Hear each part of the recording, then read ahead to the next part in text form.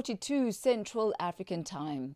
Africa's digital transformation, accelerated by the rising mobile penetration as well as new technologies like 5G, was under the spotlight at the Mobile World Congress in Kigali, Rwanda.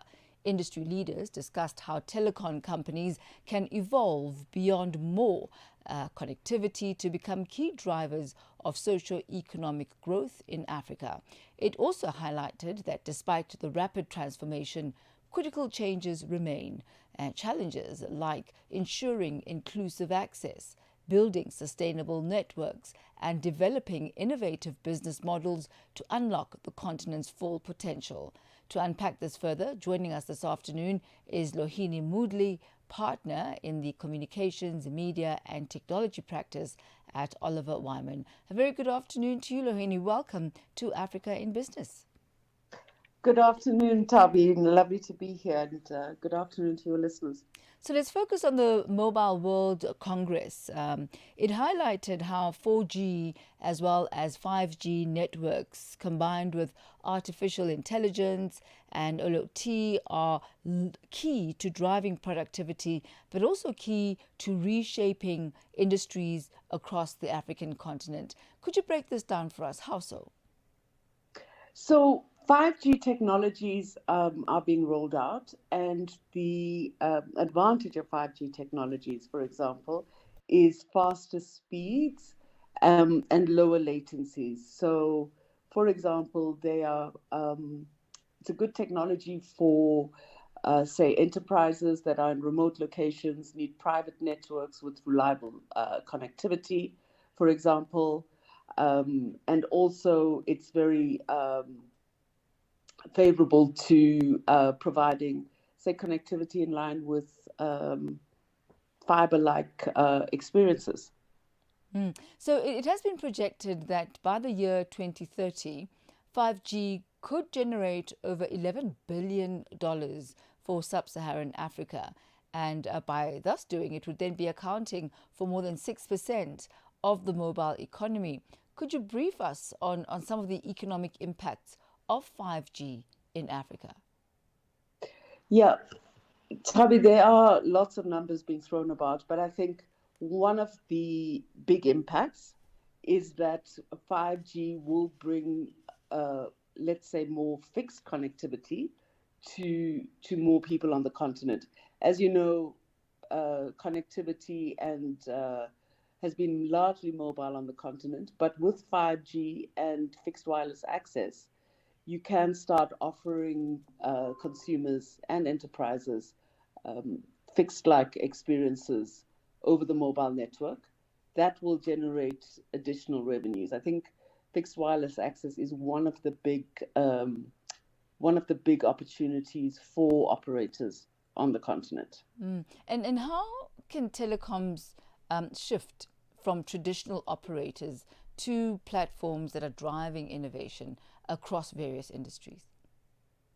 So all the operators are engaged in innovation. Everyone is aware that things need to change. I know, a lot of your listeners may be experiencing 5G in sort of the more affluent areas where it's been rolled out to provide mobile users with higher speeds and a better experience. But I think this can also be rolled out very successfully in areas to provide a lower cost, fixed line type experience that could be accessed by more people. And that in that way, making it a much more inclusive rollout of the technology. And that has been quite key, a key focus, this rollout that is not only affordable, but also serves areas that are underserved, like the rural communities. What is it going to take in order to have equitable access to technology? I think it's really important that we make sure that 5G doesn't increase the digital divide. I think it will take some innovation, and innovation, I think, not from a technological point of view, but more from a collaboration perspective. So governments, operators, and potentially even aid agencies working together to fund infrastructure rollout in poorer areas, more rural areas. I think there's also the opportunity for operators to work together and to share, for example, backhaul infrastructure so that they're lowering their costs overall. There's also the opportunity for AI to play a role in helping with managing and maintaining these networks, reducing the need for electricity consumption. So there are many opportunities out there for how we can think about this. Well, the discussions also did center on using technology to achieve sustainable growth, and this includes energy efficient networks as well as financial inclusion. How can telcos balance network expansion with energy efficiency and resilience, given the continent's infrastructure constraints? It's a great question. And it does talk to, for example, the need to explore some more renewable sources of energy, in particular solar on the continent, for example. But, you know, with the 5G networks, they do use more electricity. So I think it's exploring other options, again, using AI potentially to reduce electricity consumption when networks are not in use can also be helpful. All right, Lohini, we'll leave it at that for this afternoon.